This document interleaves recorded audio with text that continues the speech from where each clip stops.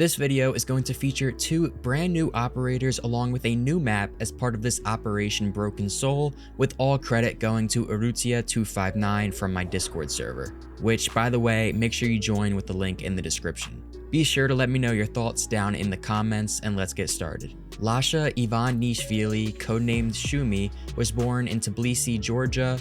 In his psychological report completed by the leader of Ghost Eyes, Cav, he is described by her as calm, meticulous, and introverted, despite his deep understanding of modern warfare, specifically in technology and engineering.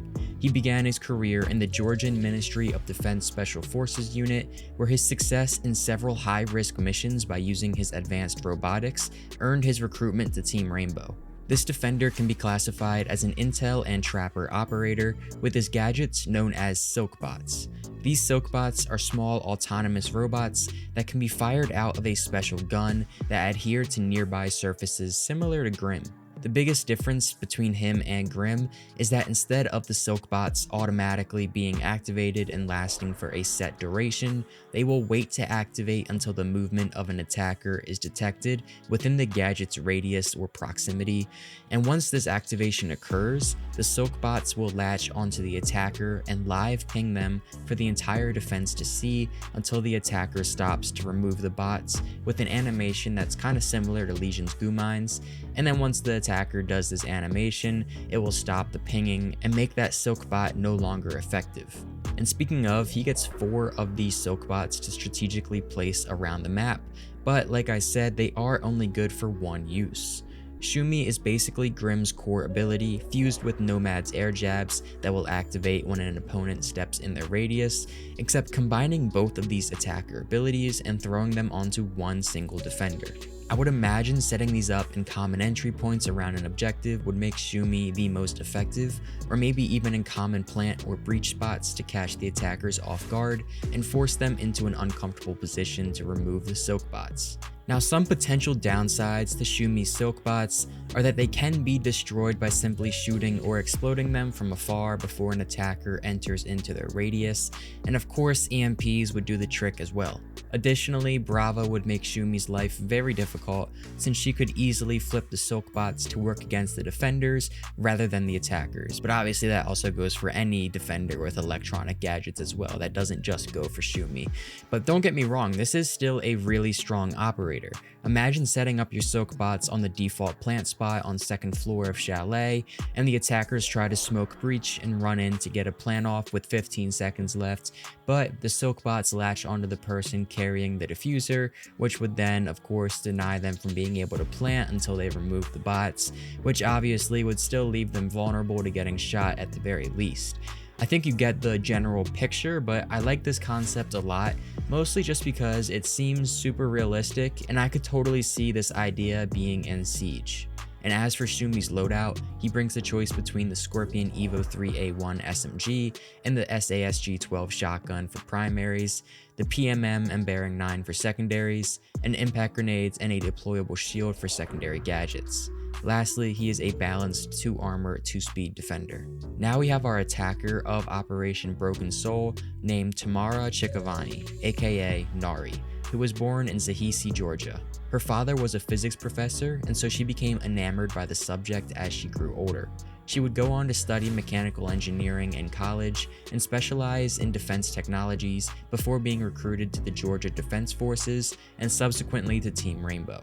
In her psychological report completed by the leader of Red Hammer, Thermite, Nari is described as resilient and determined with a strong sense of responsibility towards others. Her ability is called a GAM load, which is a breaching device that utilizes a chemical reaction to generate extreme heat and burn through reinforced surfaces and metal beams. Basically, this allows Nari to do exactly what you're thinking, which is creating a circular hatch-like hole in any soft floor on a map. She can also just be used as a normal hard breacher, but her comparative advantage is really in her ability to burn through anything that would be out of reach of traditional explosives, like the aforementioned soft floors.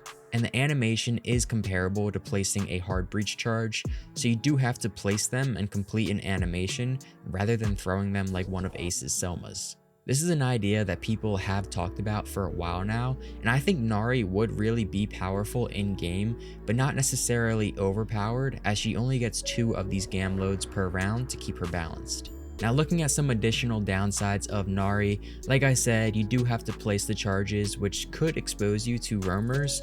It's not like it's that big of a deal, since you have to do the same thing when placing one of Fuse's cluster charges or just a normal breach charge, something like that. But it's still worth noting, especially if you're in a big space like lobby on Chalet. You could easily get swung while left vulnerable to place the gam load on the floor. And another downside is that although this is a really cool idea that allows attackers to manipulate the map in a never before seen way, I'm not sure how much of an advantage it would really, realistically bring, considering most bottom floor objectives have hatches already installed. So it's not like it necessarily changes the entire dynamic or outcome of a round, because defenders were already ready to defend against a hatch, if that makes sense. But that's not to say that Nari wouldn't still be really good and really fun to have on your team, no doubt about that. I just like to point out some of the practical parts of these concepts to give you the complete entire picture. As for her loadout, she brings some new stuff all around. She brings the new TKS-48 assault rifle, which is the TKB-408 in real life, and then also the LMG-E. For secondaries, she brings the RG-15 and GSH-18, and for secondary gadgets, she has claymores and the new incendiary impact grenades, which are exactly what you would think they are by their name. They basically explode on contact with a surface and create a fire zone on the ground in a small 1.5 meter or roughly 5 foot area and lasts about 7 seconds. Finally, Nari is a balanced 2-speed, 2-armor attacker. Now, like I said at the beginning of the video, we also have a brand new map as a part of Operation Broken Soul. It's been a while since we've gotten a good map in Siege, since Lair definitely does not fit that description, but I think you guys are going to like this one.